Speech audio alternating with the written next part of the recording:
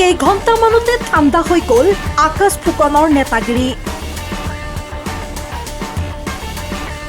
ৰণোজ পেগুক গালি পাৰি বিপদত আকাশ ফুকন। সংস্কাৰৰ কথা কোৱা বিজেপিত এয়া কেনে নেতা? ভুল স্বীকাৰ কৰি ক্ষমা প্ৰাৰ্থনা আকাশ ফুকনৰ।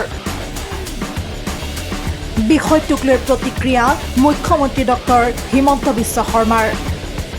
এজন ঠিকাদাৰৰ লগত বিজেপি নেতা অসম ক্ৰীড়া বোৰ্ডৰ উপাধ্যক্ষ আকাশ ফুকনৰ এটা কল ৰেকৰ্ড। এই কল ৰেকৰ্ড ভাইৰেল হৈ পৰাৰ পিছতে বিজেপিৰ ভিতৰে বাহিৰে সৃষ্টি হৈছে প্ৰতিক্ৰিয়াৰ জোৱাৰ। ভাইৰেল হোৱা এই কল ৰেকৰ্ডিঙত মন্ত্ৰী ৰণোজ পেগু সন্দৰ্ভত কৰা হৈছে অশালীন মন্তব্য।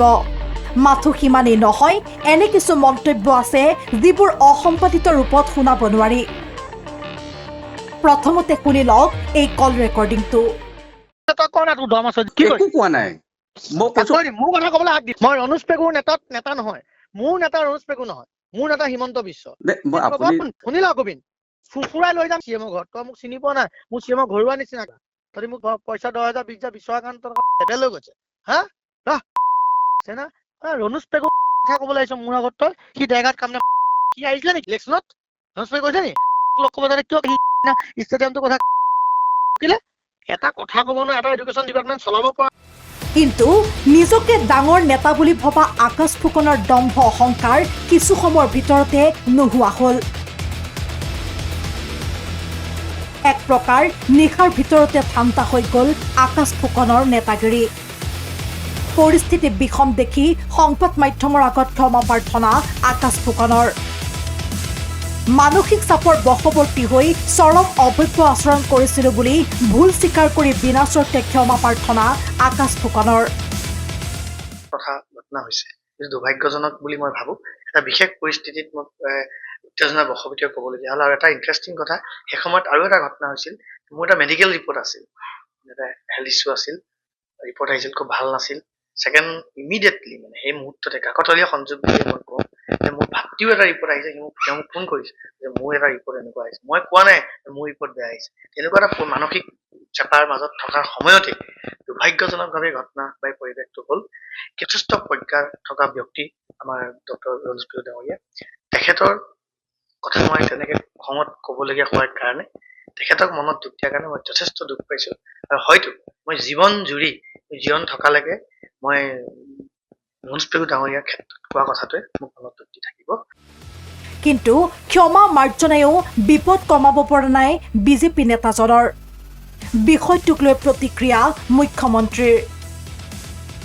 আকাশ ফুকনৰ ৰেকৰ্ডিং কিমান দূৰ সঁচা মিছা নাজানো, সঁচা হ'লে কঠোৰ অনুশাসনমূলক ব্যৱস্থা লোৱা হ'ব। যদি টেপটো সঁচাই হয় তেতিয়াহ'লে ৰাজ্যিক সভাপতি ডাঙৰীয়াই ব্যক্তিগৰাকীৰ ওপৰত নিশ্চয় কঠোৰ অনুশাসনমূলক ব্যৱস্থা গ্ৰহণ কৰিব। কাৰণ যি ধৰণে শব্দ ব্যৱহাৰ কৰা হৈছে বা যি ধৰণে টেলিফোনটোত কথা বতৰা কোৱা হৈছে, সি ভাৰতীয় জনতা পাৰ্টীৰ কোনো সদস্যকে শোভা নাপায়। ইফালে আকাশ ফুকনৰ বিৰুদ্ধে জাঙুৰ খাই উঠিছে মিচিং জনগোষ্ঠীয় একাংশ দল সংগঠন। মিচিং জনগোষ্ঠীৰ মন্ত্ৰীৰ ওপৰত কৰা অশ্লীল মন্তব্য সহজভাৱে লোৱা নাই জনগোষ্ঠীটোৰ ৰাইজে।